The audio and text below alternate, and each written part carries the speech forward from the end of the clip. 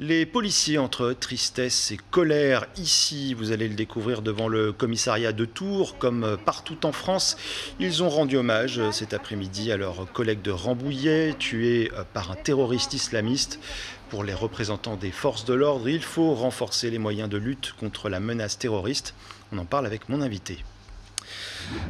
Bonsoir David Debonneau. Bonsoir. Vous êtes secrétaire régional adjoint du syndicat Unité SGP Police CEFO.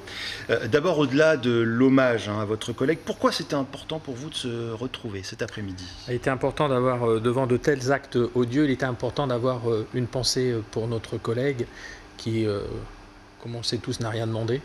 Et aujourd'hui, elle n'est plus parmi nous et puis l'émotion est d'autant plus forte que le commissariat de Joué-les-Tours en 2014, le 20 décembre 2014, a vécu le même type d'événement. Donc ça nous remet tout de suite à nos mauvais souvenirs. Oui, on va y revenir. L'idée aussi de montrer que vous êtes toujours debout finalement, que vous tenez le poste. Oui, ça c'est une obligation, hein. La police nationale doit rester toujours debout, les policiers doivent toujours rester debout. On a une mission, hein, des missions régaliennes bien entendu, et on se doit d'être toujours debout. Est-ce qu'il y a un sentiment d'insécurité aujourd'hui chez les policiers spécifiques à cette menace terroriste? Alors le sentiment, beaucoup d'inquiétude, ça c'est clair. On est une profession qui est très ciblée actuellement. La menace terroriste, les discours autour de la menace terroriste visent la police nationale et les institutions, comme je le disais auparavant, régaliennes.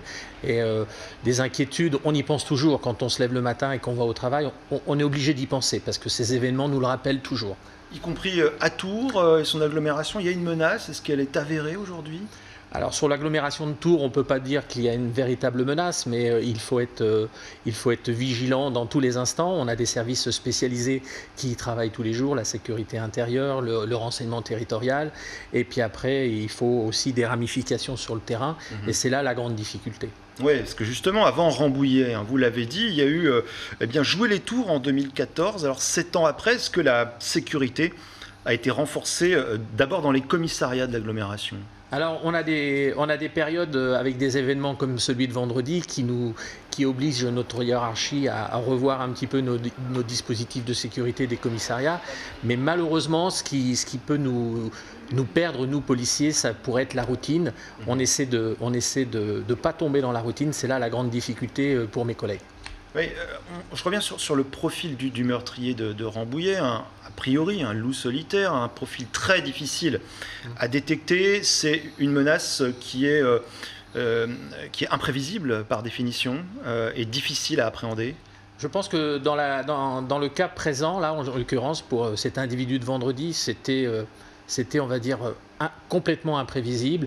Il ne faisait pas partie des radars de la sécurité intérieure ou du renseignement territorial ou de la DGSI. C'est vrai que c'est vraiment imprévisible. C'est des cas vraiment à part. Et là est la grande difficulté pour nos collègues enquêteurs de détecter ce type d'individu. Alors justement, le ministre de l'Intérieur en visite il y a quelques semaines chez nous a promis 28 policiers supplémentaires d'ici la fin de l'année.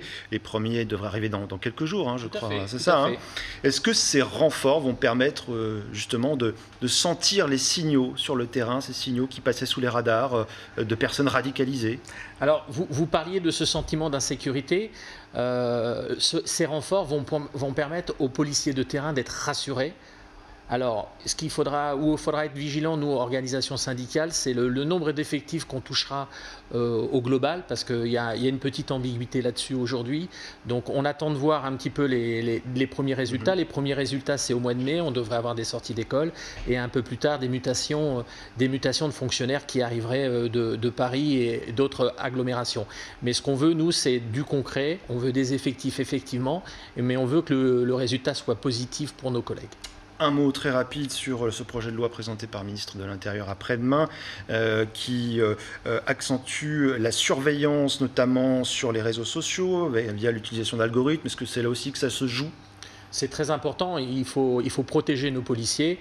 Le gros sujet de la loi séparatisme, c'était aussi le droit à l'image, comme vous le savez. Nos collègues, ils ont besoin d'être protégés, soutenus, et on attend beaucoup du législateur sur le sujet. Ouais. Merci beaucoup David Debonneau d'être venu ce soir sur notre plateau nous parler des conditions de travail des policiers tourangeaux face à cette menace terroriste. Merci à vous.